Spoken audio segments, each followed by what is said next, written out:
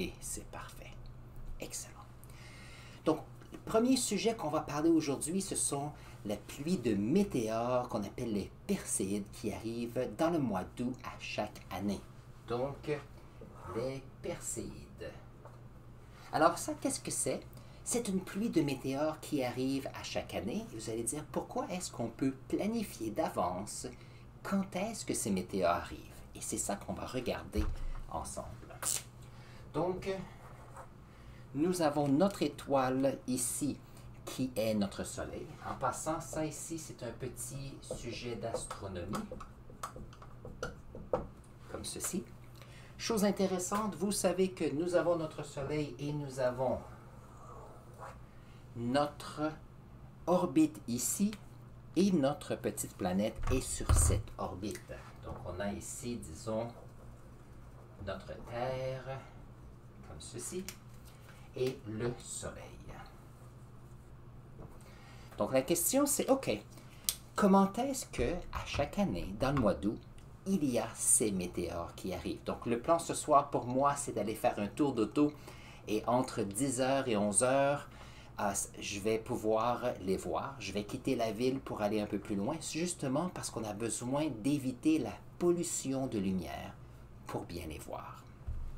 Alors, ici, si nous avons une petite planète ici, nous savons que notre planète est en orbite autour du Soleil, comme ceci.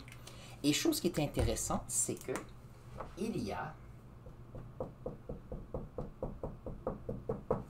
des poussières qui sont sur l'orbite de notre planète. Maintenant, j'écoutais quelques émissions scientifiques et disaient que ces poussières ici viennent d'une ancienne comète. J'oublie le nom, c'est pas drôle, hein? Mais elle disait qu'elle revient à peu près à tous les 130-133 années. Et donc, lorsqu'il y a une comète qui a passé, il y a laissé des particules de roche, de poussière et de fragments d'eau. Alors, qu'est-ce qui arrive? C'est que lorsque notre planète Terre est en orbite ici, autour du Soleil, notre planète Terre passe dans le chemin de cette traînée de poussière ici. Et qu'est-ce qui arrive? C'est que lorsque nous avons notre planète Terre qui passe à travers ceux-ci, donc en astronomie, nous avions un mot, c'était les... Ceux-ci sont maintenant des météorides. Non. Il y a les météoroïdes,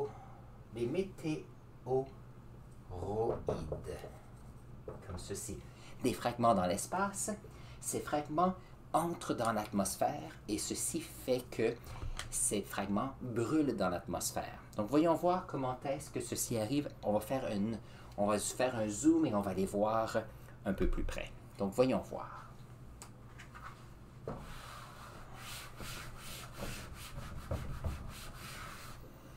Donc on va refaire notre petite planète Terre, comme ceci. Ici nous avons la planète Terre qui avance le long de l'orbite. Et nous avons ici qu'il y a des petites...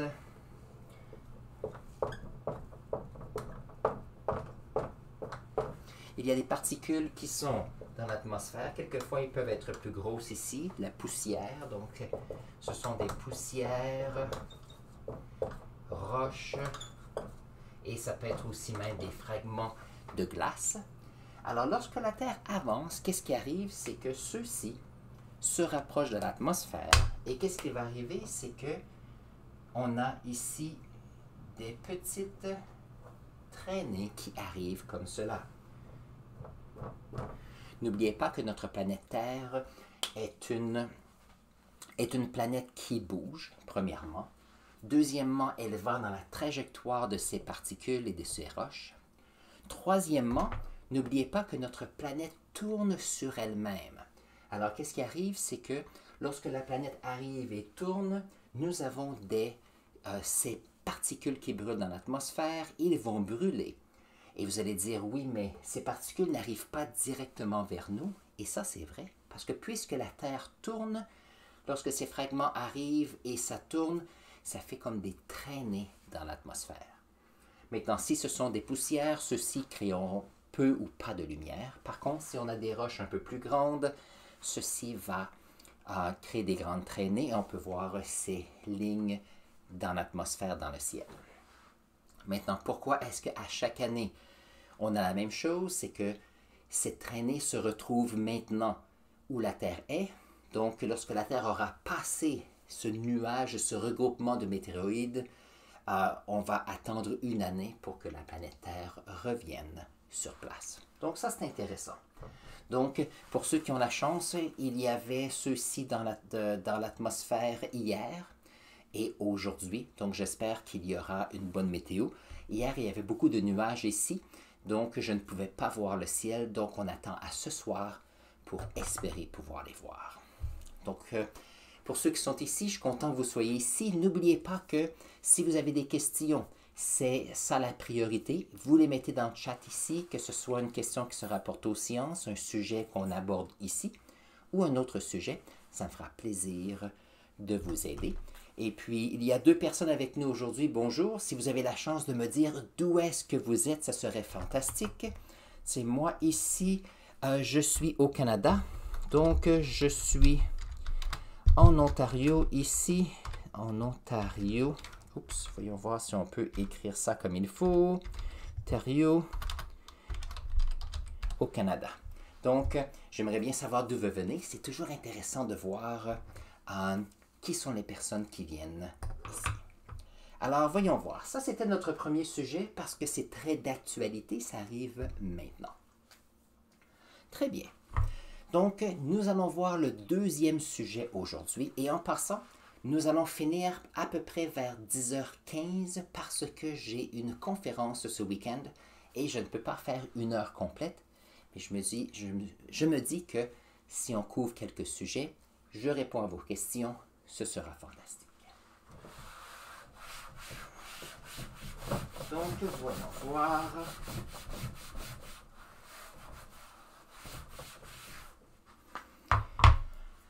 OK. On va faire ça en noir.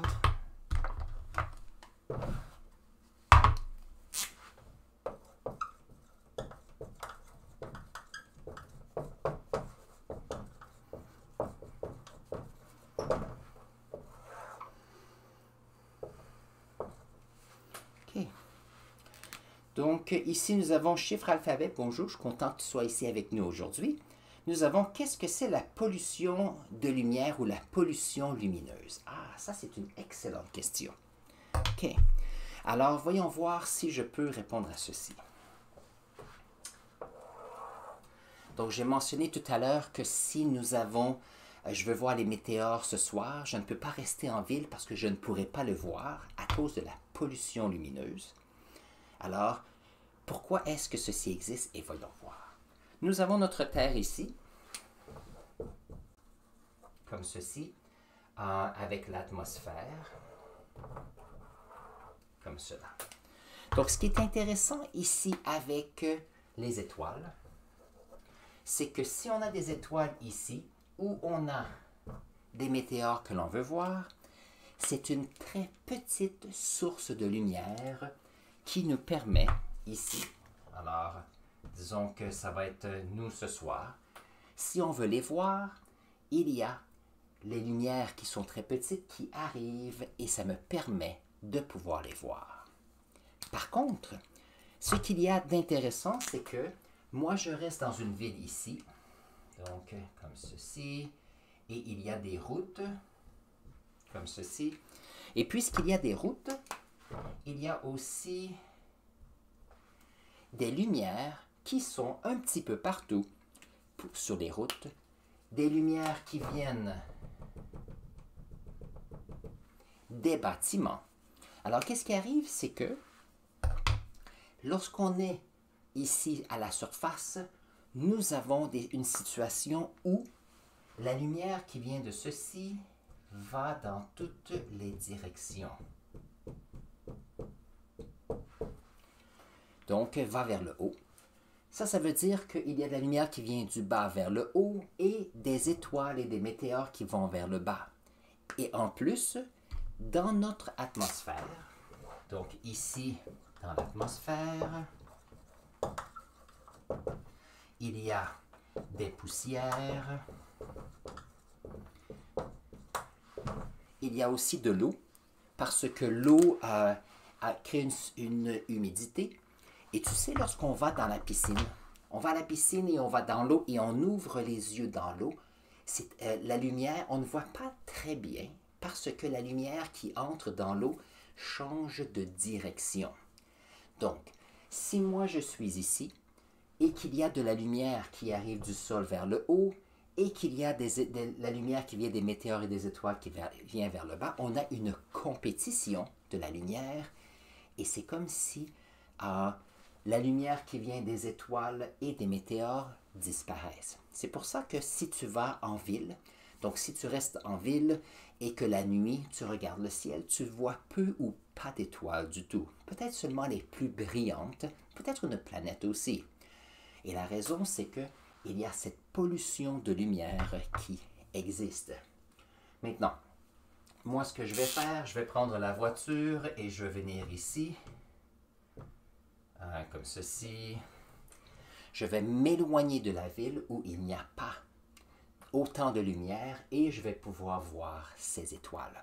Et c'est une des raisons pourquoi, par exemple, que lorsqu'on parle d'observatoires d'astronomie, ceux-ci se retrouvent loin des villes. Il y en a quelques-uns, par exemple, en altitude, dans les montagnes, où il y a peu ou pas de civilisation.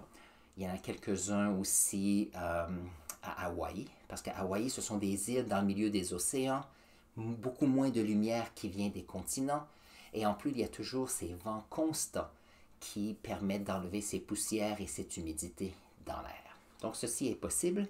Et puis, c'est une des raisons qu'on a envoyé dans l'espace différents satellites qui nous permettent de pouvoir voir les étoiles aussi. Donc, on a créé, alors ça ressemble à ceci, il y a le télescope Hubble. Pourquoi on a envoyé celui-ci dans l'espace? C'est que ce télescope n'a aucune interférence avec l'atmosphère. Il y a aussi, le Canada a envoyé un petit satellite MOST qui regarde la lumière qui vient des étoiles. Et c'est un microsatellite, il y a à peu près la grosseur d'un sac à dos comme ceci. Et la raison, c'est qu'on est à l'extérieur de l'atmosphère. Le prochain grand satellite ou télescope qu'on va envoyer dans l'espace, c'est le télescope James Webb, qui va nous permettre d'aller beaucoup plus loin. Il sera à des centaines de milliers de kilomètres de distance de notre planète Terre, beaucoup plus près du Soleil. Et je vais peut-être faire une vidéo sur ce télescope, c'est fantastique. Mais si vous allez voir, c'est un télescope qui est merveilleux. Et ça fait quelques années qu'on retarde son lancement. Et j'espère qu'on va pouvoir le lancer dans l'année ou deux qui va venir. Excellente question. Donc ça, c'était pour la pollution de la lumière. Et puis l'autre chose que je voulais dire, c'est... oui, nous sommes une chaîne où on parle de STEM. Comment est-ce que les sciences peuvent aider notre société? Et je sais que il y a un cinéma pas très loin de où je viens. Et puis c'est intéressant parce qu'eux ont fait des lampadaires comme ceci, qui ressemblent un peu à cela. Et chose intéressante, c'est que si la nuit on va voir et on voit qu'il y a une lumière, comme ceci. Mais lorsqu'il y a beaucoup d'humidité dans l'air, lorsqu'il y a de la brume par exemple, on peut voir que la lumière est presque exclusivement vers le bas et il n'y en a pas qui montent vers le haut. Donc nos technologies peuvent être utilisées pour minimiser cette pollution de lumière. Ça, c'est un très bon point. Donc merci Chiffre Alphabet pour la question. C'est une autre excellente question que tu as aujourd'hui. Très bien. C'est bon, c'est bon. Alors, c'est bien. La pollution de lumière est aussi un problème pour ceux qui, par exemple, ont de la difficulté à dormir la nuit. Souvent, ils ont besoin de rideaux ou de quelque chose qui couvre les fenêtres pour qu'il y ait une obscurité la plus grande obscurité possible, parce que certaines personnes, le cerveau reste beaucoup plus actif avec la lumière. C'est pour ça que peut-être si durant la journée ou la nuit, tu travailles à l'ordinateur, c'est important de t'éloigner avant de te coucher pendant quelques heures, si possible, ou enlever les couleurs bleues de l'écran pour pouvoir t'aider à dormir. Donc, c'est très important. C'est intéressant parce que moi, je ne peux pas vivre dans les grandes villes justement à cause de cette raison. J'ai besoin que où j'habite ralentisse durant la nuit. Ça me permet de pouvoir bien dormir. Très bien. Alors bonjour, il est maintenant, voyons voir, il est 10 heures. Donc, on a ici quelques personnes qui viennent d'arriver. Je suis content que vous êtes ici avec nous. J'ai commencé un peu plus tôt car je dois finir un peu plus tôt aujourd'hui. Nous avons parlé d'une pluie de météores qui s'appelle les Perséides et on vient de discuter de la pollution de lumière ou pollution lumineuse il y a quelques instants. Donc, si vous voulez, vous pouvez toujours revenir au début du vidéo pour voir qu'est-ce que c'est. Sinon, je suis content que vous soyez ici. Si vous avez la chance de me dire d'où est-ce que vous venez, c'est fantastique. Si vous avez des questions spécifiques, je suis ici pour vous et c'est la raison ultime que je fais ces sessions questions-réponses. Donc, chat est ouvert, vous pouvez mettre vos commentaires si vous voulez. Très bien. C'est bon, c'est bon. Alors, nous allons parler du troisième sujet aujourd'hui qui est les changements climatiques parce qu'il y a quelque chose un rapport qui est arrivé aujourd'hui, un rapport du GIEC. Donc, j'ai oublié qu'est-ce que ça veut dire. Voyons voir. Le GIEC, voilà. Donc, sur les changements climatiques, cette semaine, il y a eu un rapport qui a été créé par le GIEC. Et le GIEC, c'est, alors, voyons voir. Le GIEC, comment, allez, je ne suis pas capable d'écrire ce matin. Le GIEC, voilà. C'est un groupe ici, un groupe d'experts comme ceci. Intergouvernemental ici sur l'évolution, voyons voir, je n'ai pas le nom complet ici, sur l'évolution du climat. Sur l'évolution du climat. Alors ici, on a les premières lettres ici. Pour ceux qui sont anglophones, le groupe s'appelle IPCC for Intergovernmental Panel on Climate Change.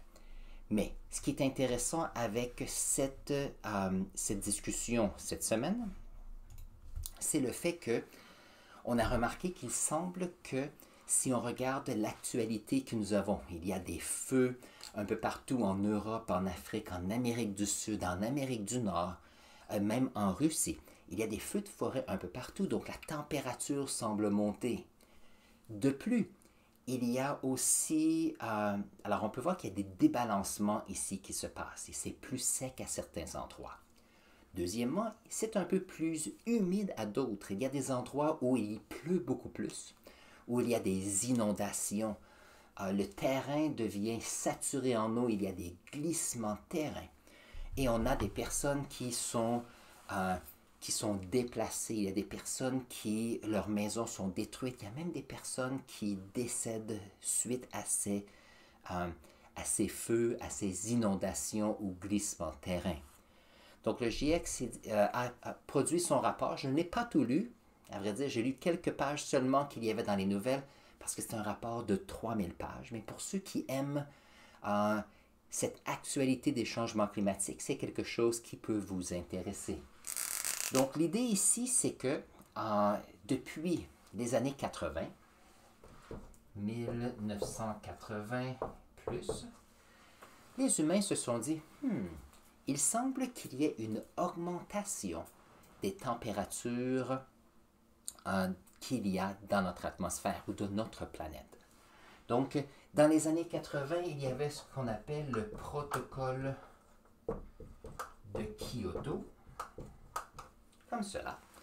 Et on s'est dit, oh, il faut commencer à penser et on veut retourner et on veut diminuer ce que l'activité humaine peut faire pour minimiser les changements climatiques. Donc, les changements climatiques, on dit qu'il y a des réchauffements planétaires et la raison, c'est que si on prend toutes les stations météorologiques sur la planète et qu'on regarde les températures données moyennes de chacune de ces stations et qu'on fait une moyenne des températures de toutes ces stations, on se retrouve avec une moyenne qui semble augmenter en température.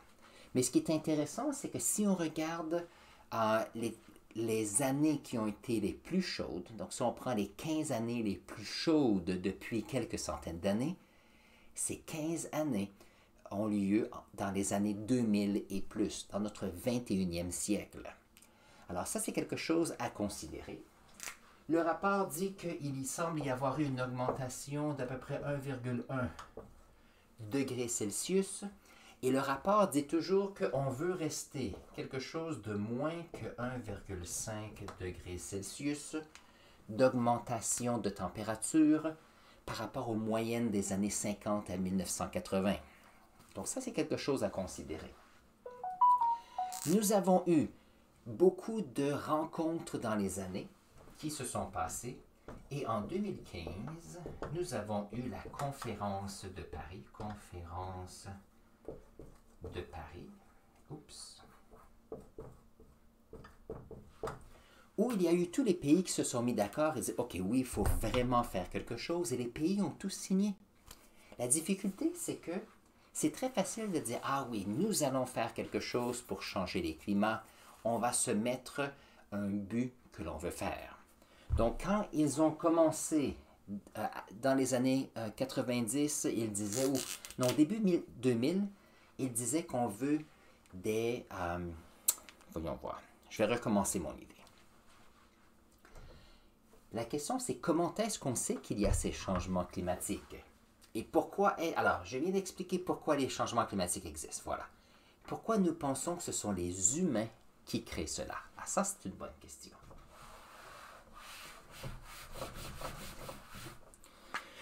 La raison pourquoi on pense que c'est l'activité humaine qui crée ce changement climatique, c'est que si on regarde les graphiques ici, on remarque qu'il y a les températures moyennes qui semblent monter. Donc ça, c'est juste un graphique ici qui est général. Donc ça ici, alors il y aura plusieurs axes ici. Donc ici, augmentation. Ici, c'est avec les années. Maintenant, quelque chose qu'on a remarqué, c'est que, OK, les températures augmentent, mais qu'est-ce qui a changé depuis un certain temps qui fait que ces températures ont monté? Donc, on a parlé de gaz à effet de serre. Donc, on a remarqué qu'il y a,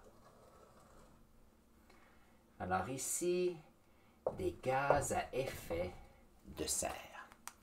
Ces gaz à effet de serre, qu'est-ce que c'est? C'est comme si c'était une couverture qui est dans l'atmosphère, des gaz qui attrapent l'énergie du soleil et le conservent. Ce qui fait que notre atmosphère augmente de température un petit peu.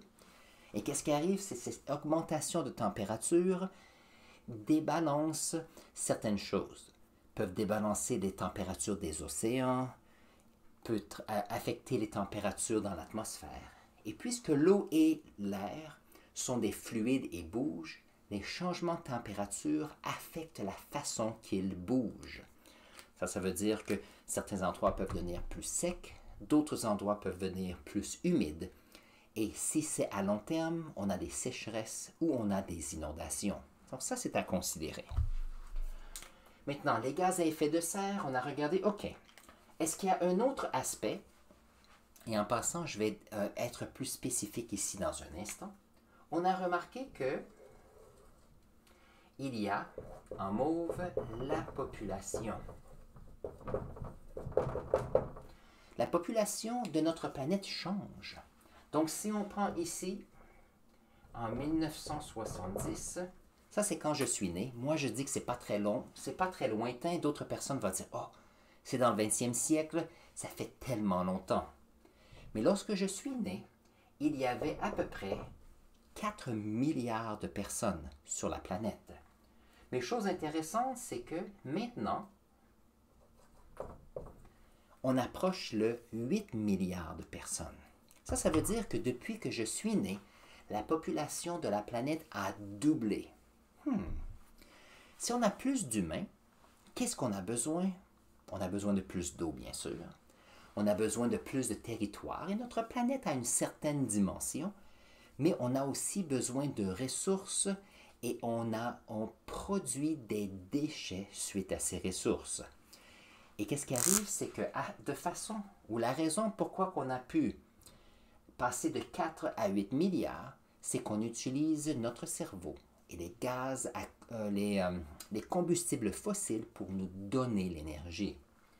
Donc si on retourne ici, dès les années 1880, depuis le début de la révolution industrielle, on a commencé à utiliser le charbon pour faire fonctionner des machines. Notre vie est devenue plus facile. Et qu'est-ce qui est arrivé? C'est qu'il y a une augmentation de la population. Et la population continue d'augmenter. Et chose intéressante, c'est que si on utilise des combustibles fossiles, changeons de couleur, CO2. Si on utilise des combustibles fossiles, conséquence de cela, c'est que nous avons la production de CO2. Alors on se dit, il y a seulement le fait qu'il y a la production de CO2. D'où vient cette production? Vient des combustibles fossiles. Donc une autre petite flèche. Les combustibles fossiles. Ça veut dire que c'est à cause des humains. Maintenant, ce qui est intéressant, c'est qu'on dit, OK, il y a ici, regardez comment les lignes sont plus ou moins les mêmes. Donc, c'est la seule raison. Mais il y a d'autres choses qu'on peut considérer aussi. C'est que si on a plus de personnes, on a besoin de plus de nourriture, mais il y a certaines personnes qui aiment manger de la viande, qui sont carnivores. Mais chose intéressante, lorsqu'on fait, l'élevage de différents animaux pour la nourriture, il y a souvent la création de méthane. Donc tous les bovins, que ce soit le bœuf, vache, ou autres, alors ces animaux que l'on utilise, et il y en a des millions et des milliards sur notre planète, pour se faire survivre les humains. Ce méthane est provoqué par les flatulences, mais le méthane est aussi un gaz à effet de serre. Donc d'une certaine façon, le méthane est une conséquence de l'alimentation d'une augmentation de population. Donc ça, c'est quelque chose qui est intéressant. Et une autre raison pourquoi que les scientifiques sont un peu stressés avec le changement climatique et l'augmentation de température, c'est que plus il y a de température haute, plus certains territoires se réchauffent beaucoup plus, et il y a un certain problème ici. Donc, et ça sera le dernier point que je vais mentionner aujourd'hui. Et après, je vais répondre à une question, s'il y en a une, avant de compléter. Qu'est-ce que je vais... oui. Je vais faire notre planète Terre en bleu. Comme ceci. Alors, ce qui est intéressant avec notre planète Terre, c'est qu'il y a des vents. Et les vents font que tranquillement, certains gaz se retrouvent près de la calotte glaciaire, au sommet de notre Terre ici. Il y a des gaz à effet de serre. Il y a aussi certains gaz comme les hydrofluorocarbures qui attaquent l'ozone ici. Donc peut-être que vous avez entendu parler dans le passé que la couche d'ozone part et revient. Dans ici le nord, c'est que on se retrouve avec une certaine quantité de gaz qui se retrouve ici au nord. Et une des choses qui arrive, c'est que le CO2 se retrouve ici, près de la calotte glaciaire. ça veut dire que les températures ici augmentent. Mais si les températures augmentent, ça veut dire que les sols gelés dégèlent. Et une des choses qui est intéressante, c'est que dans les sols, il y a beaucoup de matière organique et ces matières organiques en décomposition créent le méthane. Donc la difficulté, c'est que plus il fait chaud, plus le méthane dans les sols qui sont accumulés depuis des millions d'années ou des centaines de milliers d'années peuvent aller dans l'atmosphère. Donc, température augmente, la quantité de méthane due à la décomposition augmente, qui crée une température qui augmente encore plus rapidement. On appelle ça des boucles de rétroaction négative. Et donc, on a ici des températures qui continuent à augmenter. Et donc, on se retrouve à dire, OK, si les températures augmentent, est-ce qu'on peut avoir autant de personnes à la même place? Est-ce qu'on peut faire pousser la même quantité de nourriture à la même place? Est-ce qu'il y a toujours la même quantité d'eau à la même place? Et tous ces facteurs font que les humains vont devoir penser et réfléchir ce qu'ils devront faire. On va avoir des migrations qui vont arriver, il va y avoir des mouvements de population, et pas seulement à cause des conflits armés qui peuvent exister, mais maintenant on a ce qu'on appelle, on aura des réfugiés climatiques. Et ça, c'est quelque chose qu'il faut penser à long terme parce que c'est quelque chose qui va arriver. Et donc, c'est un peu tous ces aspects que pourquoi le rapport du GIEC cette semaine emmène tellement de réflexions sur ce que l'on peut faire. Donc, j'espère que vous réfléchissez à ceci et trouvez des solutions à savoir, OK, qu'est-ce que moi je peux faire personnellement pour aider la planète? Est-ce que je peux promouvoir ce que je fais avec les médias sociaux ou autres pour aider encore plus de personnes et influencer les autres à améliorer et aider notre petite planète? Donc, vous, comme personne, vous pouvez influencer plusieurs personnes et cela fera boule de neige et cela pourra nous aider. Alors, avant de quitter aujourd'hui,